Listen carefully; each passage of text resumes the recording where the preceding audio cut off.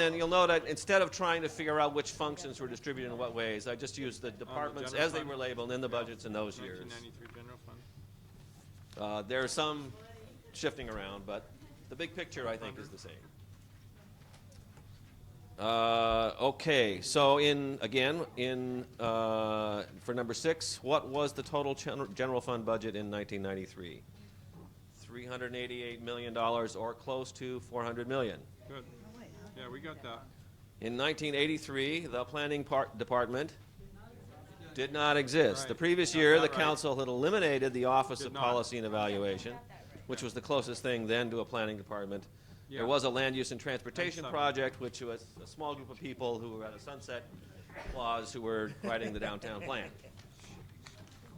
In 1993, the fire department budget was about $71 million, or about $95 million in current dollars. Now it is about $103 million, which is an increase of 8%. Yeah, that was my instinct. But Okay, now went with turn the to page flow 3 and look at the bottom of the page. The third line from the bottom shows the per capita general fund in each of these 3 years, which is simply the total general fund divided by the city population at that time. These are in dollars, not thousands. In 83, general fund per capita was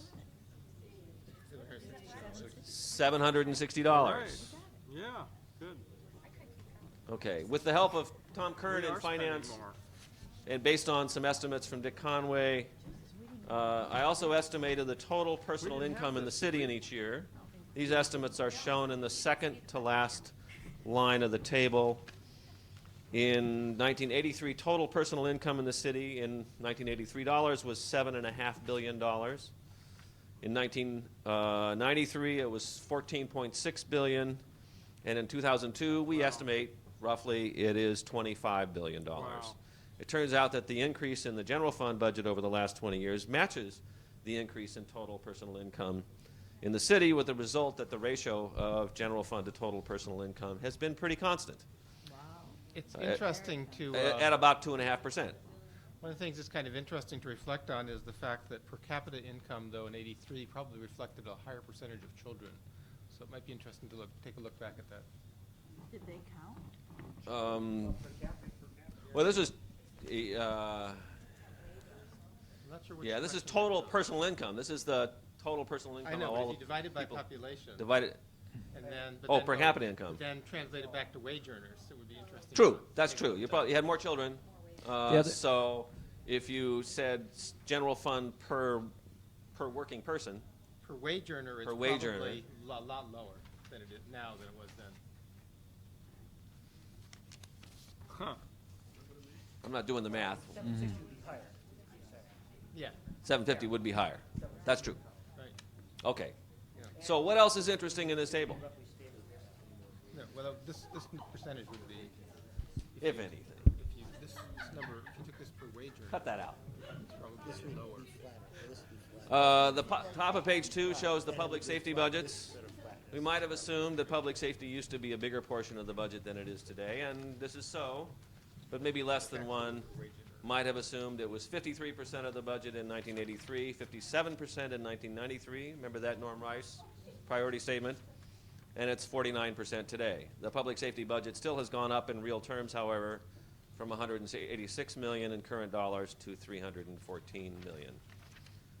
One other thing to note, not a surprise, the line for debt service in the middle of page 3 is bigger than it used to be. Those are the ones that... Jerry? All right. Take it, Ben. Thank you. I'm afraid I'm going to go back to the overheads. All my years as a teaching assistant show through as I can't disconnect myself from overheads. So I'm going to do my goal here was our goal here was both to have fun with this and also, to do a little general education. So the answers to these will come in the form of some general comments about the general fund. So, starting with question 10 now. In 2002, if we exclude police and fire for a second, and we'll see that's a big exclusion, which department receives the largest appropriation from the general fund, or did in 2002? SDOT. Yes, the answer I've heard now is SDOT, and I wrote this wrong here. It should be it should be Seattle Department of Transportation, so it would actually be SDOT. But the answer is SDOT. But what's interesting, and is hopefully shown in this picture, is that it's not by a wide margin the department that receives the largest. So again, what I said is we're taking police and fire sort of out of the picture, but as is demonstrated here, that's a big aside together. And I put jails into police just to blow the number up a little bit. But you see it's $260 million in total to those two. And then what's interesting is that transportation finance, as it used to exist, and it actually will no longer, but that set of functions, Parks and Rec and the library, each receive, again, in rough terms, the same amount of support. 35, mind you, $35 million plus or minus a couple, now a couple million matters, but it gives you some sense that those departments, in terms of their general fund, are roughly the same scale. Human Services is also very significant, as is the Muni Court, and that number includes both the court itself and a lot of post-conviction activity, so it's not just the courtrooms. And something to note there, too, is that together, just those 8 departments, and again, finance is now not just one department itself, but still, there's roughly more than 70% of the general fund right there in that very, and to the extent that police and fire have been targeted for somewhat smaller potential reductions, you get some sense of where the meat of the reductions is likely to have to come if you're going to make this budget balance. So, questions on that? I didn't want to just answer the question, but I give you some general feel there.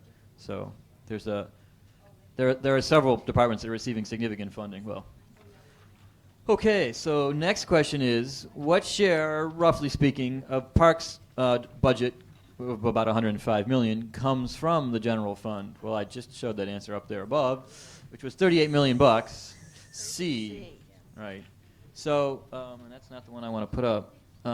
This is the one I want to put up. So the answer is just C. I actually wanted to make a point about that, and that is that to the extent that the cuts that have been outlined by the executive represent percentage cuts off the general fund portion of any department's funding, they don't necessarily represent the cut to the total resources available to the department.